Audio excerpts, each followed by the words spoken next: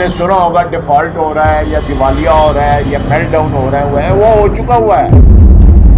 Islamabad has already defaulted amid looming fears that the cash-strapped country may go bankrupt. Gujranwala में महंगाई के सतह शहरियों को दालें भी सरकारी रेट पर दस्तयाब नहीं है। शहर में देसी दाल मसूर की कीमत 600 रुपए किलो से भी तजावुज कर गई। Pakistan's dire economic situation shows signs of getting worse by the day. इस मुल्क में जहाँ हमारे बच्चों को रोटी नहीं मिल रही है, आप यकीन कीजिए, पानी नहीं मिलता, लाइट नहीं मिलती। हमें सिर्फ प्राइम मिनिस्टर मोदी चाहिए जो इस मुल्क के टेढ़ों को सीधा करे।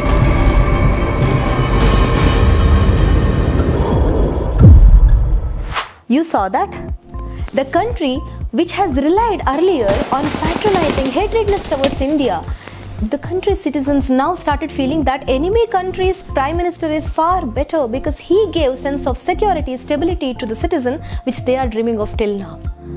What is happening in Pakistan? In this video, I am going to explain the main reasons which have led Pakistan to reach this level of economic crisis. So please watch till the end, and if you like this video, please don't forget to subscribe this channel.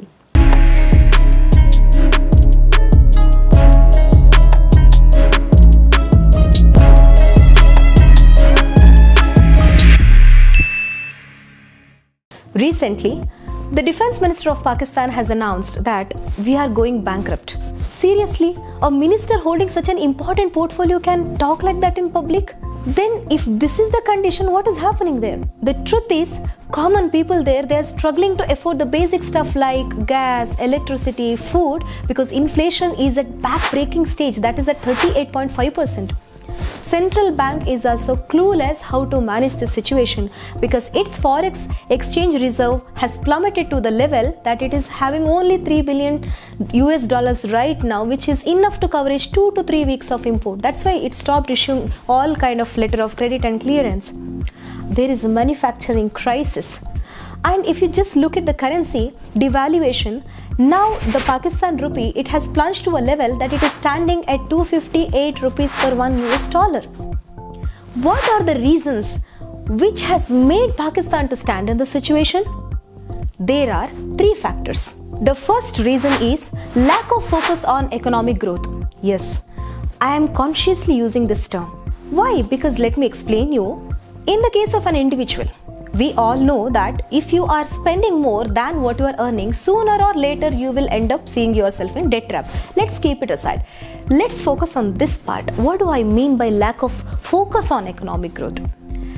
If you are earning 50,000 and you are always fighting with your neighbor and there is utter trust breach between you and your neighbor, that's why you have decided that I want to have a security guard always at my house. And you will go to hire the best of best for this, and he comes and says, I want 30,000 per month. You are earning 50,000 and out of that 30,000 is going for security guard. Now in remaining 20,000, what will you do? Will you focus on your kids' education or eating well or basic health care?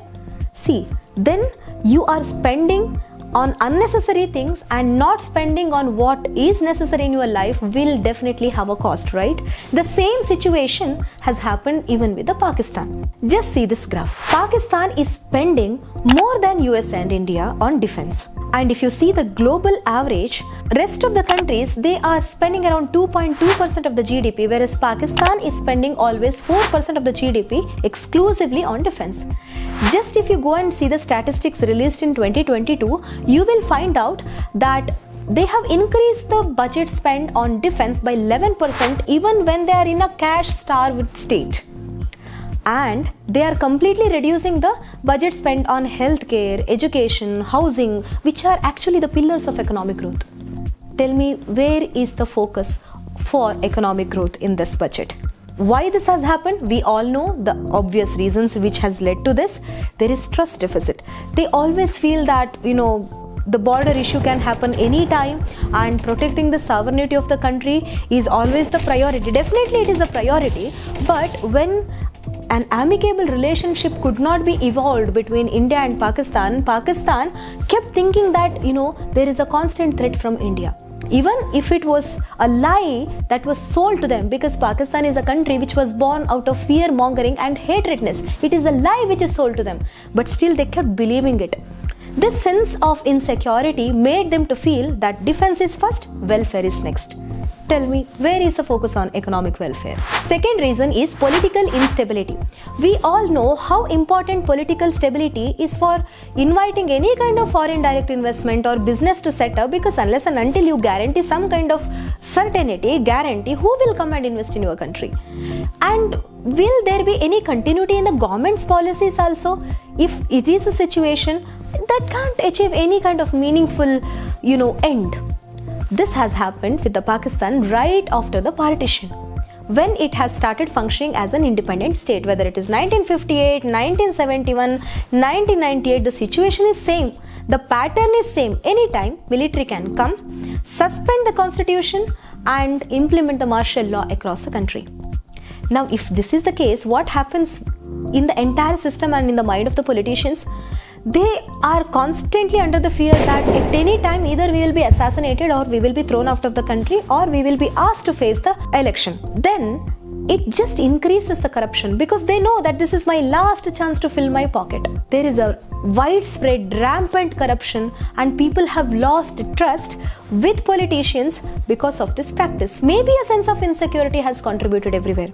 Just see what has happened right after Pakistan started functioning as an independent state. In 1958, General Ayub Khan, he comes and he throws President Mirza from office and assumes the power. And he continues till 1969 and steps down only after nominating Mr. Yahya Khan as his successor. And in 1971, Pakistan loses war with India, and this is a situation where Zulfikar Ali Bhutto becomes very famous figure and he becomes a president. Then he assumes office of Prime Minister. Within 2 months of this, General Ayub Khan makes a re-entry, suspends the constitution, puts Bhutto under house arrest, and rest is what happened, we all know. And we even know that what has happened even with Pervez Musharraf. There is an interesting fact. Only one thing, whether it is military or civilian government, has done unanimously in Pakistan after assuming the power. That is increase public debt of Pakistan. Yes, it is the truth. Just see the time of even Pervez Musharraf, who has shown lot of dream to the country. At that 8 years of his time, he has pushed up the external debt from 3 trillion till 6.1 trillion US dollar. Now, when the political instability has become a pattern in the country, where is the chance for any kind of economic progress? Third point is China's debt trap. Pakistan's total external debt is 100 billion, and out of that 30 billion it is owing just to China. Recently, few days ago, it again ended up borrowing from China nearly 700 million US dollar, because that was the condition mentioned in IMF bailout plan. IMF has clearly said we have 2 conditions. First, increase tax revenue. Second, bring some external debt to secure our bailout plan of 1.1 billion US dollar. So Pakistan had to approach its only friend China to get that funding which is required to avail this bailout plan. Now, talking about this tax revenue increase which is mentioned as a condition, it makes me to suspect what is the real intention of IMF. Seriously, to bail out Pakistan, or to reduce the influence of China in this region? Because if you see, there is a manufacturing crisis also going on. The industries unit, they started shutting down because they are unable to import the parts and the components which are required for the production. Just in automobiles alone, 300,000, 3 lakhs people, they have lost job. The unemployment rate is 6.4% in 2023. Now, if this is the situation, from where the government can collect the tax? It can happen only when there is economic growth and people are getting job, business is able to thrive. Now, looking at the present situation, what kind of conditions and what is the ultimate intention of the countries which are coming with so-called this bailout package? Now, let's look at China's role. China uses this debt trap in order to get control of any kind of strategic location or the asset that it is eyeing for. Whether it is Sri Lanka, African countries, or now Pakistan, the motive is same. What is the plan? It comes and sells a compelling dream to these countries. And now, once they are convinced, it oversells the project. When these countries don't have money, China will offer credit on very liberal terms. And when they default, it will catch them in the terms and conditions, in that trap, and eye on the strategic assets and take control over that. That's how it has proceeded in Sri Lanka and took the Hambantota port under its control of 99 years lease. Very rare are the situation where China has agreed for restructuring of loan. It just proceeds with taking control over the assets that it always wanted to have. Now, just look at the economic corridor of China and Pakistan. It is one of the important 6 road initiative of China, but China's funding is less and the Pakistan funding is more. And it is structured with some portion of debt and equity. For debt, China is demanding 7 to 8% of interest, and if you think OECD countries or the World Bank, they give loan at 3% maximum. And look, where is 7 to 8%, where is 3%? And for the equity portion, China is expecting minimum of 17%. Do you really think, looking at the present economic conditions prevailing in Pakistan, it will be in a position to recover this 17% return from equity? If this is the case, what China is eyeing on in Pakistan? Let me draw your attention to one more important thing. China already started investing in manufacturing, financial, textile sectors of Pakistan, and in 2016, 40% of Pakistan's stock exchange shares were sold to Chinese consortium. So, it may be now or later, willingly, unwillingly, Pakistan started moving towards the debt trap set up by China.